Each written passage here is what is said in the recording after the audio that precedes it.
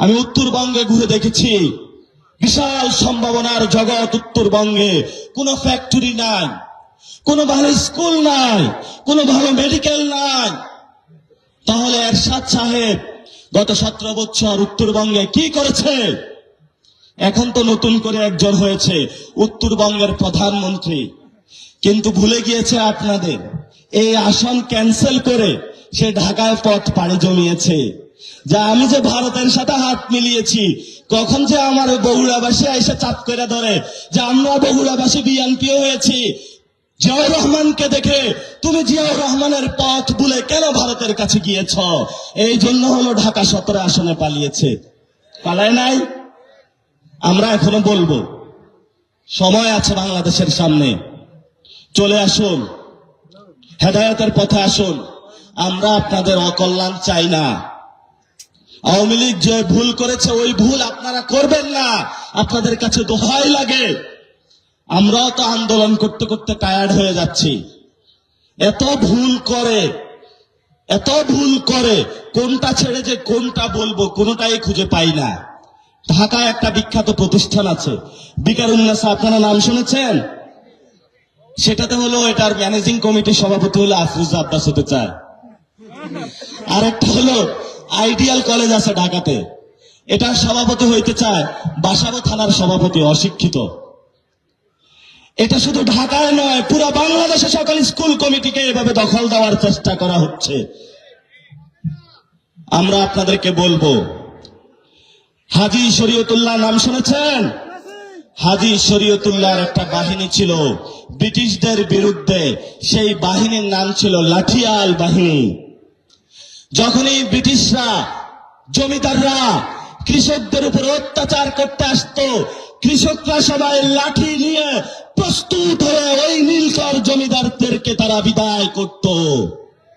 আমি ব্যবসায়ী ভাইদেরকে বলবো, আমি জলঢাকাবাসীকে বলবো, যখনই এই ধরনের মানুষ প্রস্তুত হয়ে আসবে আপনাদের উপর অত্যাচার করার জন্য, সবাই লাঠিয়াল বাহিনী হয়ে তাদেরকে ভবিষ্যতে আপনাদেরকে প্রতিহত করতে হবে। তখন এই আজাদির জলঢাকা বাংলাদেশে ফুটে উঠবে, যেই জলঢাকাতে পুরা বাংলাদেশ অনুসরণ করবে। প্রতিশোধ নেওয়ার সময় এসে গেছে, গাদ্দারকে দেখে নেওয়ার সময় এসে গেছে। এই জন্য আগামী লোকাল গভর্নমেন্ট ইলেকশনে জলঢাকাবাসীর পক্ষ থেকে, এনসিপির পক্ষ থেকে, বাংলাদেশের আজাদির পক্ষ থেকে আমরা আবু সাইদ লিওন ভাইকে আপনাদের হাতে তুলে দিচ্ছি।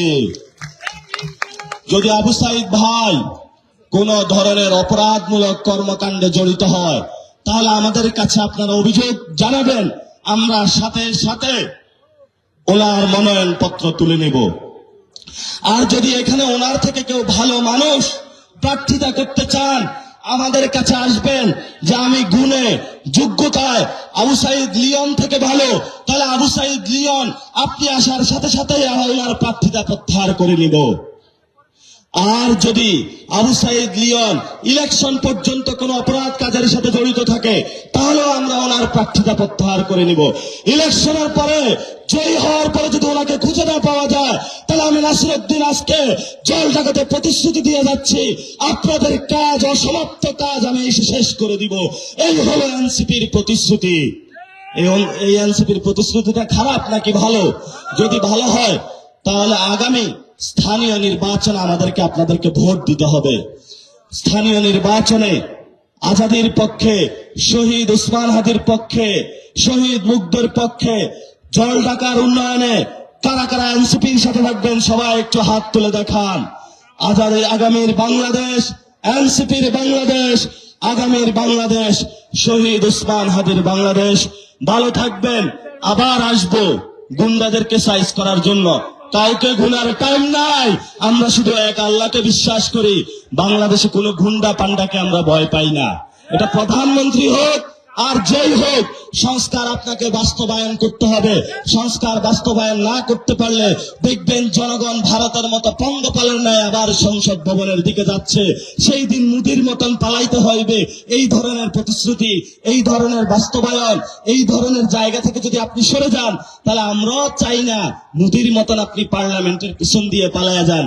এই জন্য সময় থাকতে সংস্কার করেন, বাংলাদেশের পক্ষে আসেন, শহীদ জিয়াউর রহমানের রক্তের পরিচয় দিন, বেগম খালেদা জিয়ার রক্তের পরিচয় দিন, এ আহ্বান জানিয়ে